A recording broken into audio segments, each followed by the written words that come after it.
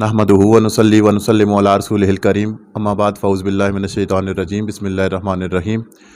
मैं हूं आपका मेज़बान वकास चिश्ती और आप देख रहे हैं SCT1 न्यूज़। आज हमारे साथ तहरीक लब्बैक पाकिस्तान या रसूलुल्लाह सल्लल्लाहु अलैहि वसल्लम के मरकज़ी नायब अमीर साहिबज़ादा पीर सैयद ज़हीरुल हसन शाह साहब मौजूद हैं। हम इनसे जानते हैं कि आपने क़िबला अमीरुल मुजाहिदीन के साथ इतना लंबा अरसा गुजारा, तो आपको उनके अंदर कौन सी ऐसी चीज़ थी जो आपको अच्छी लगती थी? वैसे तो वो हर चीज़ ही उनकी कमाल थी, लेकिन आपको कौन सी चीज़ अच्छी लगती थी? बिस्मिल्लाहिर्रहमानिर्रहीम। जहाँ तक अमीरुल मुजाहिदीन के औसाफ का ताल्लुक़ है या मुझे उनमें कौन सी चीज़ अच्छी लगती थी, ये तहरीक लब्बैक तो अब शुरू हुई है।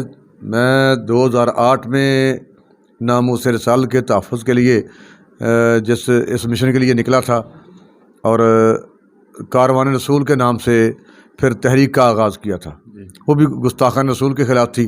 उसमें मुल्क पाकिस्तान में बहुत सारी मिलों के अंदर बेडशीटें, जूतियाँ, जुराबें, ये पहनने वाली पतलून, पैंटें ये बन रही थी। बच्चों के लेगियाँ वगैरह बन रही थी, औरतों के लिबास जिन पर इसमें मोहम्मद प्रिंट हो रहा था, और बिलाल, उमर, फ़ातिमा, आयशा, ये बच्चों की लेगियों पर प्रिंट हो रहे थे।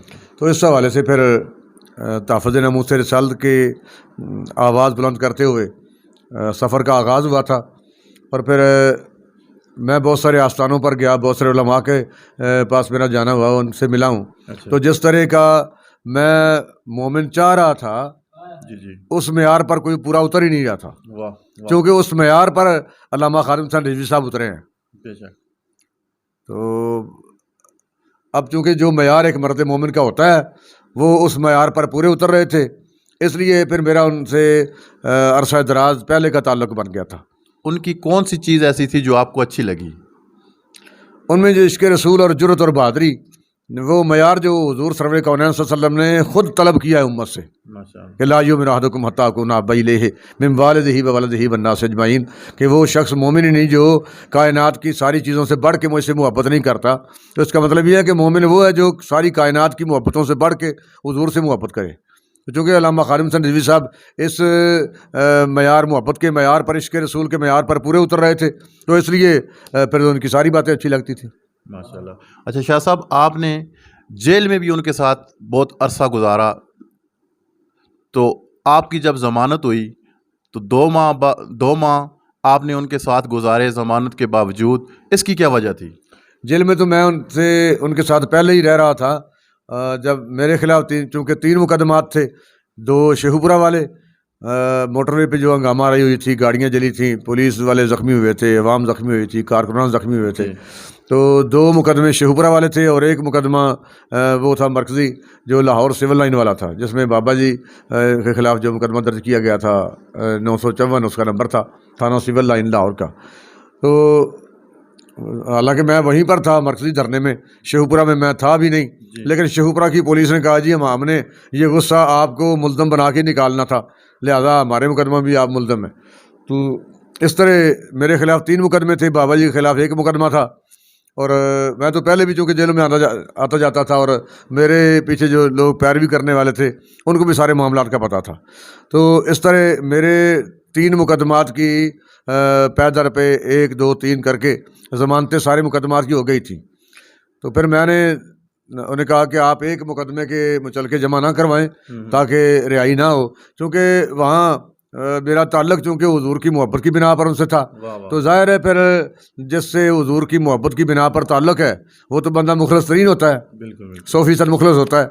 अगर बंदा मुखलिस ना हो तो ये तो हुज़ूर सरवर कौनैन सल्लल्लाहु अलैहि वसल्लम के साथ भी बेवफ़ाई है। तो चूँकि उनके साथ ताल्लुक़ ही ऐसा था, तो मैंने समझा कि चूँकि उनको वहाँ पर 2 बंदों की ज़रूरत थी, जो मैंने उनको उठा के उनके कंधे दे के उनको चलाते थे हम उस सेल में।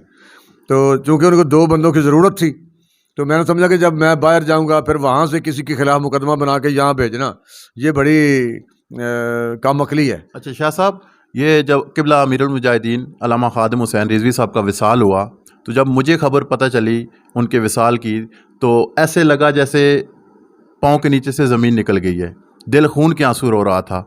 आपने तो उनके साथ वक्त गुजारा है, آپ کے قائد بھی تھے, یار دوست بھی تھے, بھائی بھی تھے, آپ کے دل پہ کیا گزری جب آپ کو خبر ملی؟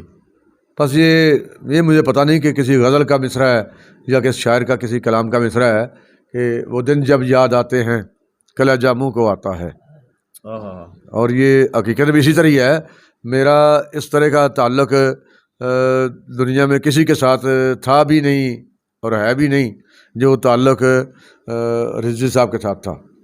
اس سے ہی یہ ظاہر ہے کہ پھر کیا گزری ہوگی جس کو الفاظ سے بیان نہیں کیا جا سکتا, کیونکہ یہ تحریک کا معاملہ ہے. تو اس لیے ہم چونکہ مشن ہی ایسا ہے, اس میں بندے کو بہادری اور جرأت مندی کے ساتھ وقت گزارنا پڑتا ہے, ورنہ جہاں تک ان کے تعلق کا ان سے جو محبت کا رشتہ تھا وہ جب یاد آتا ہے تو پھر تو یہ بات درست ہے کہ پہلے تو سنا کرتے تھے لیکن اب دیکھ لیا ہے کہ وہ دن جب یاد آتے ہیں کلیجہ منہ کو آتا ہے. اچھا شاہ صاحب, 16 نومبر کو جو معاہدہ قبلہ امیر المجاہدین علامہ خادم حسین رضوی صاحب نے کیا تھا, جب وہ اس کا وقت پورا ہوا تو گورنمنٹ نے آپ سے ٹائم مانگا. ہمارے نئے قائد صاحبزادہ حافظ سعد حسین رضوی صاحب نے ٹائم دیا, تو کیا یہ ٹھیک انہوں نے ضمنی معاہدہ کیا ہے, یہ ٹھیک تھا؟ کیونکہ یہ ساری شورا کے مشاورت سے ہی ایسا ہوا ہے, انہوں نے اکیلے میں یہ فیصلہ نہیں کیا. جب ہم سب شورا میں شامل تھے تو سب نے مل کر یہ فیصلہ کیا کہ مذاکراتی ٹیم ٹیبل پہ بیٹھے. تو اس وقت پھر وہاں جو حالات ہوتے ہیں اس کے مطابق ہی پھر بات چلتی ہے. جو ضمنی معاہدہ ہوا اس میں آپ نے ایک شرط رکھی تھی تحریک لبیک پاکستان نے کہ اس کا اعلان جو ہے وہ پرائم منسٹر کرے, اس کی کیا وجہ تھی؟ اس کی وجہ یہ ہے کہ جب بھی کبھی معاہدے ہوتے ہیں تو ان کو وہ لائٹلی لیتے ہیں اور پھر ان سے مکر جاتے ہیں. اب یہ کہنے کا مقصد یہ تھا کہ وزیر اعظم خود ٹی وی پہ کھڑا ہو کے میڈیا کے سامنے خود وہ پڑھے تاکہ پوری قوم کو پتہ ہو کہ کسی ذمہ دار بندے نے پڑھا ہے, معاہدہ کیا ہے, تاکہ وہ مکریں بھی تو کم از کم کسی کے سر تو یہ تھوپا جا سکے نا جی فلاں بندہ ہے جس نے ہمارے ساتھ معاہدہ کیا, پوری قوم نے دیکھا ہے. تو اب وہ اس معاہدے سے بھی مکر رہے ہیں اور پوری قوم دیکھ رہی ہوگی. اچھا, خدا نخواستہ اس معاہدے سے وہ مکر جاتے ہیں تو پھر تحریک لبیک پاکستان کا کیا موقف ہے؟ پھر تحریک لبیک کو تو یہ پریشانی نہیں ہے کہ یہ ہوگا تو پھر کیا ہوگا, یہ ہوگا تو پھر کیا ہوگا. اس لیے کہ تحریک لبیک جو ہے وہ اس کے کارکنان جملہ عہدیداران وہ حضور کی عزت اور ناموس اور ختم نبوت کے تحفظ کے لیے ہر وقت ہر گھڑی ہر لمحہ موت کے لیے تیار رہتے ہیں. ماشاءاللہ. تو اس سے تحریک لبیک کو یہ پریشانی نہیں کہ پھر کیا ہوگا, جو بھی ہو حالات جیسے بھی ہوں ہم کھڑے ہیں. تو 20 اپریل کو تو رمضان شریف بھی ہے, تو کیا رمضان شریف میں بھی دمہ دم مست کلندر ہوگا؟ تو یہ درست ہے کہ اور بڑی بہتر بات ہے کہ رمضان شریف ہوگا اور اس کی گرمی بھی ہوگی. اور علامہ اقبال کہتا ہے کہ دل لرزتا ہے حریفانہ کشا کش تیرا, زندگی موت ہے کھو دیتی ہے جب ذوق خراش, اس دنوں سے تجھے تعلیم نے بے گانا کیا, جو یہ کہتا تھا خرد سے کہ بہانے نہ تراش. پھر ہم بدر کے جنگ بدر کے غزوہ بدر کے فیض و برکات حاصل کرتے ہوئے اس یاد کو تازہ کریں گے. واہ سبحان اللہ. جی ناظرین, میرے ساتھ تحریک لبیک پاکستان کے مرکزی نائب امیر صاحبزادہ پیر سید ظہیر الحسن شاہ صاحب موجود تھے. تو اب اپنے میزبان وقاص چشتی کو اجازت دیجیے. اللہ حافظ.